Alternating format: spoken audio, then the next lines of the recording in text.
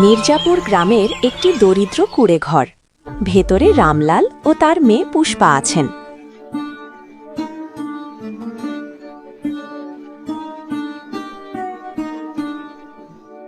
ওই রামলাল, বাইরে বেরিয়ে আয়। কত বছর ধরে আমার কাছ থেকে টাকা নিয়েছিস, এখনো 1 টাকাও ফেরত দিসনি। আজই আমার টাকা চাই, না দিলে তোদের সবাইকে জোর করে ঘর থেকে বের করে দেব। আজ আমি তোর কোনো কথা শুনবো না। দয়া করুন মালিক, কাল আমার ছেলে শহর থেকে ফিরবে। সে ফিরলেই প্রথমে তাকেই আপনার কাছে পাঠাবো এবং আপনার সব টাকা পরিশোধ করে দেব। আপনি তো এত বছর ধরে অপেক্ষা করেছেন, আর মাত্র 2 দিন সময় দিন, একটু দয়া করুন। এবার যথেষ্ট হয়েছে, তোকে অনেক সময় দেওয়া হয়েছে। প্রতিবারই তুই একই কথা বলিস, আমার ছেলে আসবে। বছরের পর বছর কেটে গেল, কিন্তু তোর ছেলের দেখা পর্যন্ত পাওয়া গেল না। আমার তো এখন মনে হচ্ছে তুই ইচ্ছে করেই আমার টাকা ফেরত দিতে চাস না। সত্যি বলতে কি, তোর কোনো ছেলে আসবে না। আমি আর কোনো কথা শুনবো না। আমার টাকা এখনই চাই, নইলে এই ঘর ছেড়ে এখনই বের হয়ে যা। না মালিক, দয়া করে আমাদের উপর একটু দয়া করুন। যদি 2 দিনের মধ্যে আমরা আপনার টাকা দিতে না পারি, তাহলে নিজেরাই এই বাড়ি ছেড়ে চলে যাব। কিন্তু অনুগ্রহ করে আর মাত্র 2 দিন সময় দিন। আচ্ছা ঠিক আছে, তোকে শেষবারের মতো 2 দিন সময় দিলাম। এই 2 দিনের মধ্যে যদি আমার টাকা না পাই, তাহলে তোর সব জিনিসপত্র ঘর থেকে বাইরে ফেলে দেব, আর তোকে এই গ্রাম থেকেও বের করে দেব। এই কথা বলে ঘনশ্যাম রাগে ফুঁসতে ফুঁসতে চলে যায়। রামলাল দরজার সামনে কপালে হাত দিয়ে চিন্তায় দাঁড়িয়ে থাকে। তখন পুষ্পা তার কাছে এসে বলে, বাবা, দাদা কি 2 দিনের মধ্যেই ফিরে আসবে? যদি এবারও দাদা না আসেন, তাহলে জমিদার আমাদের গ্রাম থেকে বের করে দেবে। এবার সে আমাদের কোনো কথাই শুনবে না। আজ সে খুব রেগেছিল, দেখলেন না? আজই সে আমাদের তাড়িয়ে দিতে চাইছিল। তুই চিন্তা করিস না মা, আমি বলছি সে অবশ্যই আসবে। টাকার ব্যবস্থাও সে করে ফেলবে। সে এলেই আমি জমিদারের সব টাকা পরিশোধ করে দেব, তখন আর কোনো চিন্তা থাকবে না। সময় কেটে যায়। এর 2 দিন পরে রামলালের কুঁড়েঘরের বাইরে একজন গ্রামবাসী তাড়াহুড়ো করে এসে কথা বলতে থাকে। রামলালদা, ভয়ানক খবর এসেছে। যে কারখানায় তোমার ছেলে কাজ করত, সেখানে বড় আগুন লেগেছে। সেই কারখানায় যতজন কাজ করত, সবাই ভয়ানকভাবে পুড়ে গেছে। খবর পাওয়া গেছে কেউ বাঁচেনি, আর সেই কারখানায় তোমার ছেলেও কাজ করত। রামলাল এই খবর শুনে যেন দুঃখের পাহাড় তার ওপর ভেঙে পড়েছে। পুষ্পা কান্নায় ভেঙে পড়ে।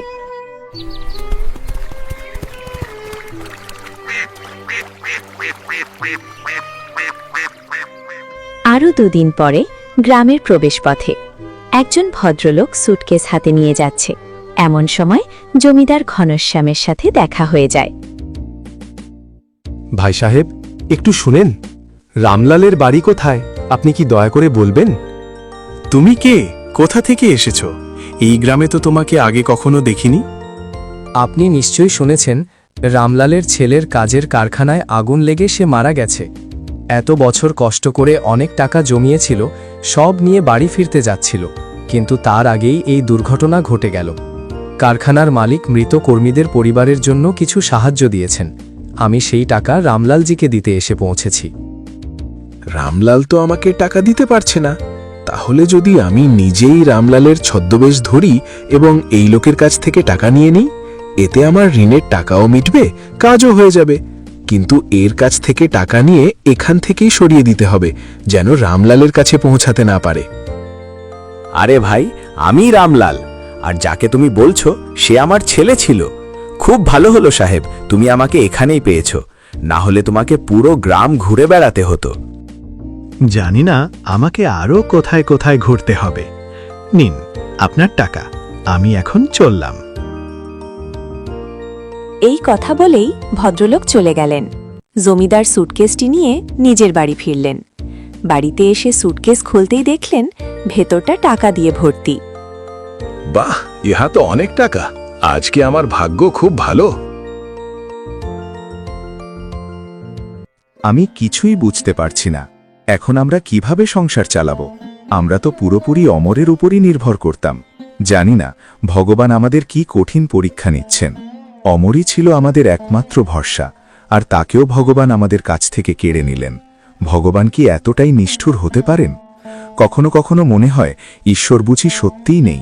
যদি থাকতেন তবে আমাদের সঙ্গে এত কষ্টের ঘটনা ঘটত না। আমরা তো কারোর কোনো ক্ষতি করিনি। বাবা, আপনি চিন্তা করবেন না, আমিও কাজের সময় আপনার পাশে থাকব। আমরা কিছু না কিছু করে জমিদারের ঋণ অবশ্যই পরিশোধ করব। আপনি এই নিয়ে দুশ্চিন্তা করবেন না, এতে আপনার শরীর আরও খারাপ হয়ে যেতে পারে। এভাবে আরও কয়েকদিন কেটে যায়। পুষ্পা গ্রামের অন্যের বাড়িতে কাজ করে, বাসন মাজা, রান্না করা ইত্যাদি। একদিন সে জল নেবার জন্য জমিদারের বাড়ির সামনে থাকা কুয়োয় যায়। ঠিক সেই সময় এক সুন্দর যুবক সে জমিদারের বাড়ির দিকে যাচ্ছিল, কিন্তু কুয়োর পাশে পুষ্পাকে দেখে থমকে যায়। কিছুক্ষণ মুগ্ধ দৃষ্টিতে তাকিয়ে থাকার পর সে আবার জমিদারের বাড়ির দিকে চলে যায়।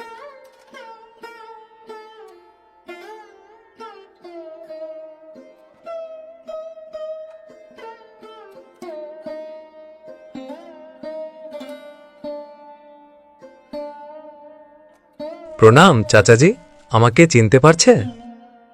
আরে তুমি রোহন, তাই না? তুমি আমার বন্ধু হরিবংশ রায়ের ছেলে। রোহন, তুমি তো অনেক বড় হয়ে গেছো। তোমাকে যখন শেষবার দেখেছিলাম তখন তুমি খুব ছোট ছিলে, তাই তোমার চেহারা দেখে চিনতে কষ্ট হয়েছে। আসতে তোমার কষ্ট হয়নি তো? বেটা, ঘরে এসো। চাচাজি, আসলে বাবা আমাকে একটি জমির ব্যাপার খোঁজ করতে এখানে পাঠিয়েছে।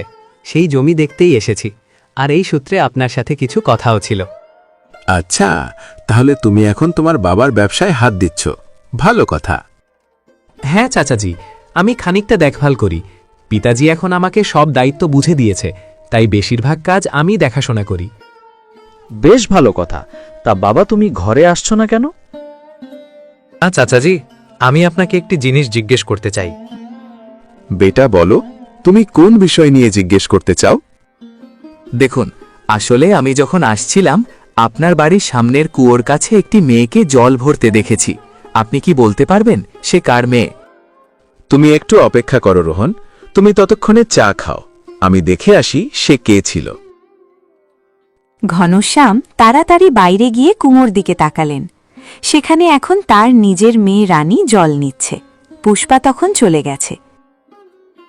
ঘনশ্যাম ফিরে এসে হাসি মুখে বললেন, রোহন, তুমি যার কথা বলছো সে আমার মেয়ে রানী।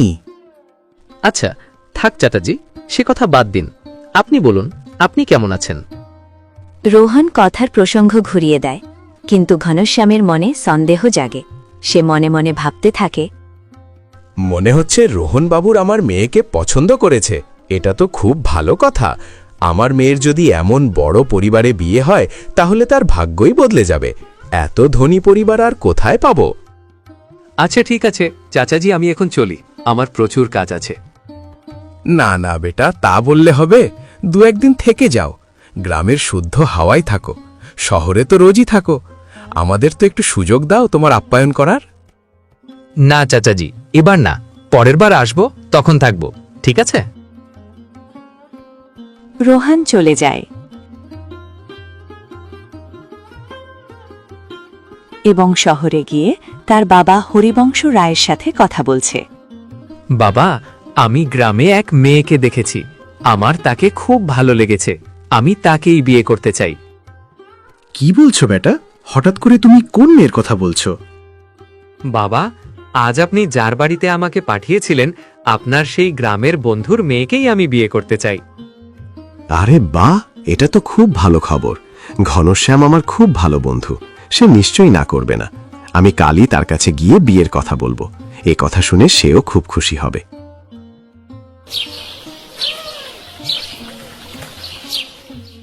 পরের দিন জমিদার ঘনশ্যামের বাড়িতে রোহানের পরিবার উপস্থিত হয়। আরে আমার দোস্ত হরি, কতদিন পর আজ দেখা হলো। তুই তো এখন অনেক বড় লোক হয়ে গেছিস। মনে আছে আমরা দুজন একসঙ্গে ব্যবসা শুরু করেছিলাম? আজ তুই কত দূর এগিয়ে গেছিস। আজ তুই পুরো পরিবার নিয়ে আমার বাড়িতে এসেছিস, এতে আমি খুব খুশি। তোকে দেখে সত্যিই খুব ভালো লাগছে। আরে ঘনশ্যাম, রোহনের কারণেই আমাদেরকে এখনই আসতে হয়েছে। আসলে রোহন তোর মেয়েকে খুব পছন্দ করেছে আর সে তাকে বিয়ে করতে চায়, সেই কথাই জানাতে আমরা এখানে এসেছি। হ্যাঁ হরি, এটা তো সত্যিই খুব ভালো খবর। আজ তুই আমার মন জয় করলি। আমাদের বন্ধুত্ব এখন আত্মীয়তায় বদলে যাচ্ছে। এর চেয়ে বড় খুশি আমার জন্য আর কি হতে পারে। আচ্ছা ঠিক আছে, তোর মেয়েকে ডাক। তাকে তো অনেক দিন হলো দেখিনি। শেষবার যখন দেখেছিলাম তখন তার 5 বছর ছিল। রানী, একবার এখানে আয় তো। রানী ভেতর থেকে বেরিয়ে আসে। সে সুন্দর পোশাক পরেছে। রোহন তাকে দেখে এক মুহূর্তের জন্য স্তব্ধ হয়ে যায়। আরে চাচা, যে মেয়েটিকে আমি সেই দিন দেখেছিলাম, এ মেয়েটি সেই নয়, সেই মেয়েটি অন্য কেউ ছিল। আপনি কি বলছেন রোহন বাবু? আপনি যে মেয়েটিকে সেই দিন দেখেছিলেন সে এই মেয়েই। ভালো করে দেখুন, হয়তো আপনি ভুলে গেছেন। এই সেই মেয়েই যে কুয়োর পাশে দাঁড়িয়েছিল। না না চাচা, আমার খুব ভালো করে মনে আছে। আমি যে মেয়েকে দেখেছিলাম সে বেগুনি রঙের সালোয়ার কামিজ পরেছিল। ঘনশ্যামের মুখ শুকিয়ে যায়। সে দ্রুত বুঝতে পারে রোহন পুষ্পার কথা বলছে।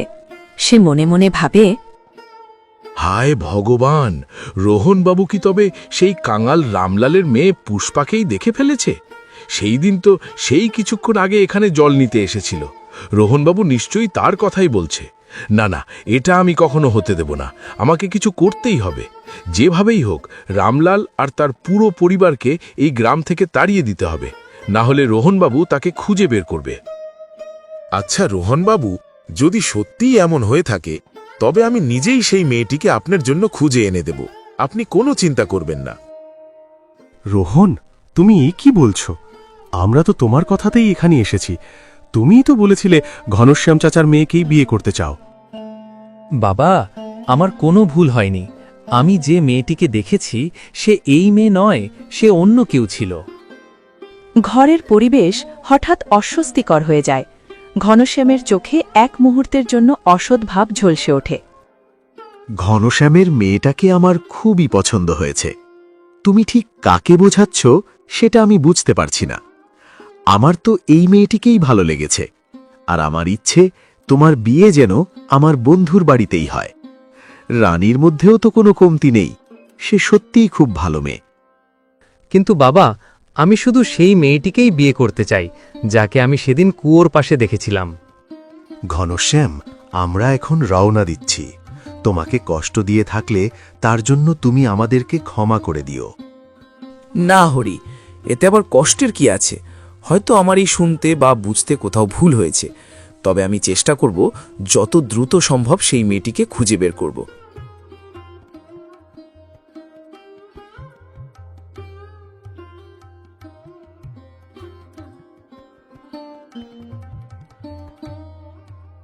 আরে রোহন, তুমি এত বড় একটা ভুল বুঝাবুঝি কিভাবে করে ফেললে?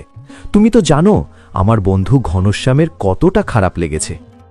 কিন্তু বাবা, আমি যাকে সেদিন দেখেছিলাম সে ঘনশ্যামজির মেয়ে নয়, সে অন্য কেউ ছিল। আর বাবা, আমি এভাবে যে কোনো মেয়েকে বিয়ে করতে পারি না। আমি শুধু সেই মেয়েটিকেই বিয়ে করতে চাই যাকে সেদিন দেখেছিলাম। কথা সেটা নয় রোহন, আসল কথা হলো তুমি আমার বন্ধুকে অপমান করেছ। আর তুমি কাকে বোঝাচ্ছ? এর চেয়ে ভালো মেয়ে তুমি আর কোথাও পাবে না। তোমার বিয়ে এই মেয়েটার সাথেই হবে। না বাবা, আমি কোনোভাবেই রানীকে বিয়ে করব না। কিন্তু তুমি যে মেয়েটার কথা বলছো তার তো কোনো ঠিকানা বা পরিচয়ই জানা নেই। তাকে তুমি কোথায় খুঁজবে? বাবা, আমি যে কোনো উপায়ে তাকে খুঁজে বের করব। ঠিক আছে, যদি তোমার এটাই ইচ্ছা হয় তবে আমি তোমাকে 7 দিন সময় দিচ্ছি। এই 7 দিনের মধ্যে যদি তুমি সেই মেয়েটিকে খুঁজে পাও তাহলে ভালো, আর যদি না পাও তবে তোমাকে ঘনশ্যামের মেয়েকেই বিয়ে করতে হবে। ঠিক আছে বাবা, আপনি যেটা ঠিক মনে করেন আমি সেটাই মেনে নেব। রোহনবাবু, এই পুরো গ্রামে শুধু ভিখারি রামলালের মেয়েটাকে পছন্দ হয়েছে, আর কোনো মেয়ে পেল না? আমি এটা কখনো মেনে নেব না। ভিখারি মেয়েটার সঙ্গে আমার মেয়ের তুলনা দিচ্ছে। ওরা আমার মেয়েকে ওই ভিখারি মেয়ের জন্য না করে দিয়েছে। আমি এটা কখনো হতে দেব না। আমার মেয়ের জায়গায় পুষ্পা কখনো নিতে পারবে না। এর আগে রোহনবাবু যদি আবার এখানে আসে, তার আগেই আমি রামলালকে জোর করে এই গ্রাম থেকে তাড়িয়ে দেব। তখন বাধ্য হয়েই রোহন আমার মেয়েকেই বিয়ে করবে।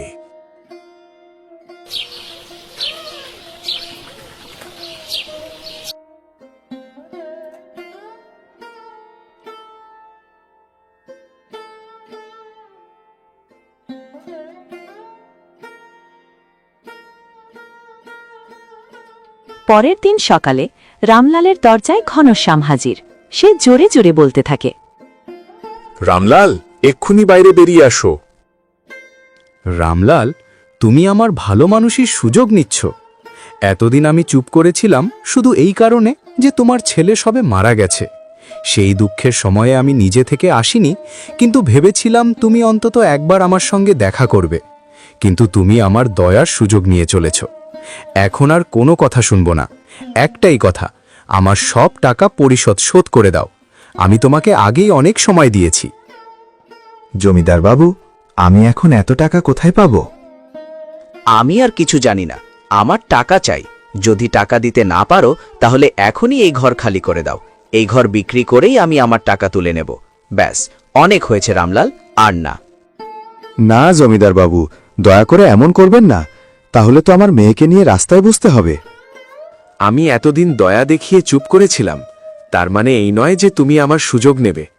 এখন আমি আর কোনো কথা শুনতে চাই না। এই ঘর এখনই খালি করো এবং এখান থেকে চলে যাও, না হলে আমি আমার লোক পাঠিয়ে জোর করে ঘর থেকে বের করে দেব।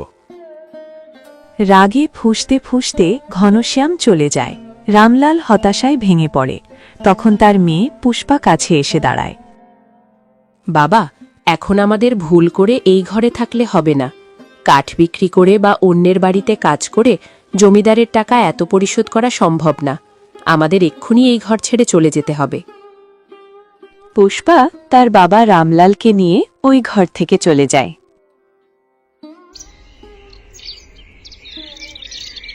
পুষ্পা তার বাবাকে নিয়ে দূর জঙ্গলে গিয়ে একটি ছোট্ট কুঁড়ে ঘর বানায় এবং সেখানে থাকতে শুরু করে। এই কষ্টের মধ্যে রামলালের স্বাস্থ্য খারাপ হতে থাকে। বাবার জায়গায় এখন পুষ্পা কাঠ কাটা ও বিক্রির কাজ নেয়। কোনো মতে সংসার চলে। কুঁড়ে ঘরে রামলাল শয্যাশায়ী, পুষ্পা তার সেবা করছে। আমি কত ভাগ্যবান যে তোর মতো মেয়ে পেয়েছি, কিন্তু আমার কারণেই তোকে এত সমস্যার মুখোমুখি হতে হচ্ছে। আমি তোর জন্য কিছুই করতে পারলাম না। বাবা, আপনি এমন কথা বলবেন না। আপনার সেবা করতে আমার কোনো কষ্ট হয় না। আপনার সেবা করাই আমার ধর্ম। বাবা, আমি খাবার তৈরি করে রেখেছি, চলুন আপনি খেয়ে নেবেন। আমি এখন কাঠ কাটতে যাচ্ছি, শিগগিরই ফিরে আসব। পুষ্পা কাঠ কাটতে জঙ্গলে চলে যায়। সকাল গড়িয়ে সন্ধ্যা হয়ে যায়, কিন্তু পুষ্পা আর ঘরে ফিরে আসে না। রামলাল চিন্তিত হয়ে দরজার পাশে দাঁড়িয়ে থাকে। পুষ্পা তো সন্ধ্যার আগেই ফিরে আসে। সে তো কখনো এত দেরি করে না। হয়তো কোনো সমস্যায় পড়েছে। আমাকে এক্ষুনি আমার মেয়েকে খুঁজে বের করতে হবে। এ কথা বলে রামলাল পুষ্পাকে খুঁজতে জঙ্গলের দিকে রওনা হয়। জঙ্গলের পেরিয়ে রামলাল লোকালয়ের দিকে আসে। রামলাল দ্রুত হাঁটছেন, কিন্তু দুর্বল শরীর নিয়ে তার অবস্থা খুব খারাপ হয়ে যেতে থাকে। রামলাল তৎক্ষণাৎ মাথা ঘুরে মাটিতে পড়ে যায়।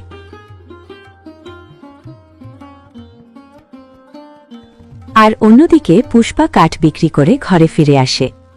কিন্তু বাবাকে না পেয়ে পুষ্পা চিন্তিত মনে অপেক্ষা করতে থাকে। রামলাল মাটিতে পড়ে আছে। তখনই রোহন সেখানে দিয়ে যাচ্ছিল। সে সেখানে দাঁড়িয়ে পড়ে। বাবা, আপনি ঠিক আছেন তো? রোহন তাকে কষ্ট করে তুলে একটি গাছের নিচে বসায়। আরে বাবা, আপনার অবস্থা তো অনেক খারাপ। আপনি এই অবস্থায় কোথায় যাচ্ছেন? বেটা, আমি আমার মেয়ে পুষ্পাকে খুঁজতে জঙ্গলে যাচ্ছিলাম। সে কাঠ কাটতে গিয়েছিল, কিন্তু এখনো ফেরেনি। জানি না কিভাবে হঠাৎ করে মাথাঘুলো পড়ে গেলাম। বাবা, কষ্ট করে আমাকে আপনার বাড়ির ঠিকানা বলুন, আমি আপনাকে বাড়ি পৌঁছে দেব। রোহন রামলালকে সাহায্য করে বাড়ি নিয়ে আসে। সে দরজার পাশে দাঁড়িয়ে আছে পুষ্পা। রোহনের দৃষ্টি পুষ্পার উপর পড়তেই যেন থমকে যায়। পুষ্পাকে দেখে রোহনের মনে আনন্দ অনুভূত হয়। হে ঈশ্বর, তোমাকে লক্ষ লক্ষ ধন্যবাদ। আজ তুমি আমার প্রার্থনা শুনেছ। যদি আজ আমি এই বাবাকে সাহায্য না করতাম তবে কখনো এখানে পৌঁছাতে পারতাম না। ধন্যবাদ ঈশ্বর, তুমি আমাকে এই মেয়ের সঙ্গে মিলিয়ে দিলে, না হলে আমাকে ঘনশ্যামের মেয়েকে বিয়ে করতে হতো। মা, তুই কই গিয়েছিলি? আমি তোকে খুঁজতে বের হয়েছিলাম। জানি না হঠাৎ করে কিভাবে রাস্তায় মাথা ঘুরে পড়ে গেলাম। তখন উনি আমাকে সাহায্য করলেন এবং বাড়ি পর্যন্ত নিয়ে এলেন। উনি সেখানে না থাকলে আমার কি যে হতো তা আমি নিজেও জানি না। আপনাকে অনেক অনেক ধন্যবাদ। আপনি আমার বাবাকে সাহায্য করেছেন। আমি সারা জীবন আপনার কাছে কৃতজ্ঞ থাকব। আরে না, ধন্যবাদের কি আছে, এটা তো আমার দায়িত্বের মধ্যে পড়ে। কিন্তু আমার প্রশ্ন হলো, আপনারা কেন লোকালয় ছেড়ে এই জঙ্গলে ঘর বানিয়ে থাকছেন? তখন রামলাল তার সব কষ্টের গল্প বলতে শুরু করেন।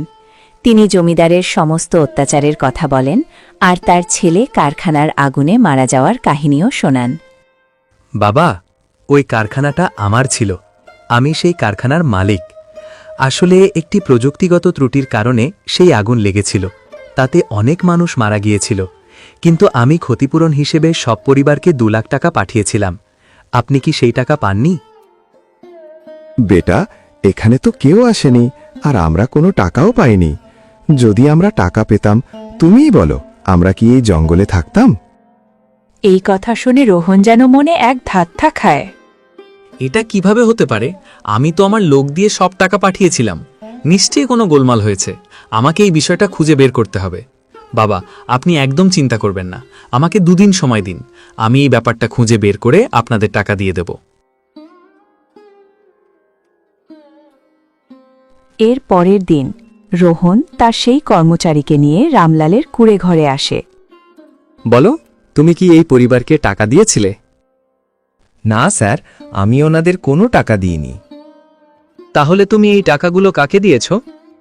আমি রামলাল নামের একজন লোককে টাকা দিয়েছিলাম। সে আমাকে বলেছিল তার নাম রামলাল। আমি সুটকেসটা তার হাতে দিয়ে সেখান থেকে চলে যাই। আমি জানতাম না যে সে ঠকবাজ। আমাকে মাফ করে দিন স্যার, আমার খুব বড় ভুল হয়ে গেছে। তুমি কি আমাকে বলতে পারবে সেই লোকটি কে ছিল যাকে তুমি টাকা দিয়েছিলে? হ্যাঁ স্যার, আমি তাকে দেখলে অবশ্যই চিনতে পারবো। আমি তোমাকে 2 ঘন্টা সময় দিচ্ছি। পুরো গ্রামে খোঁজ করো তুমি টাকা কাকে দিয়েছ, আর যত তাড়াতাড়ি সম্ভব সেই লোকটার খোঁজ পেলে অবশ্যই আমাকে এসে জানাও।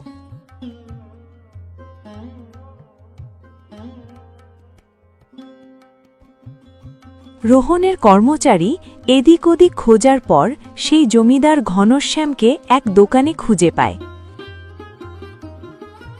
জমিদার কথা বলা শেষ হলে সে চলে যায়। তখন ওই কর্মচারী দোকানদারের কাছ থেকে জমিদারের ঠিকানা জিজ্ঞেস করে। সবকিছু জানার পর ওই কর্মচারী রোহনের কাছে ছুটে যায়। মালিক, আমি খুঁজে পেয়েছি। ওই লোকটার নাম রামলাল নয়, তার নাম ঘনশ্যাম। সেই এই গ্রামের জমিদার। সে আমাকে মিথ্যা বলে নিজের নাম রামলাল বলেছিল আর সব টাকা নিয়ে নিয়েছিল। এত বড় ঠকবাজি! আমি ভাবতেই পারি না যে একজন জমিদার এত নিচে নামতে পারে। সে আমার ছেলের সব টাকা রেখে দিয়েছে আর তার উপর আমাদেরকে ঘর থেকে তাড়িয়ে দিয়েছে। বাবা, আপনি একদম চিন্তা করবেন না, আমি সব ঠিক করে দেব। ও, তাহলে ব্যাপারটা এই। এখন সব কিছু পরিষ্কার বুঝতে পারছি। নিজের মেয়ের সঙ্গে আমার বিয়ে দেওয়ার জন্য ইচ্ছা করেই পুষ্পার পরিবারকে গ্রাম ছাড়া করেছে। ঠিক আছে, এবার দেখি ওকে কিভাবে শাস্তি দেওয়া যায়। বাবা, আপনি ভয় পাবেন না, আমি সব ঠিক করে দেব। জমিদারকে কিভাবে শাস্তি দিতে হয় সেটা আমার উপরই ছেড়ে দিন।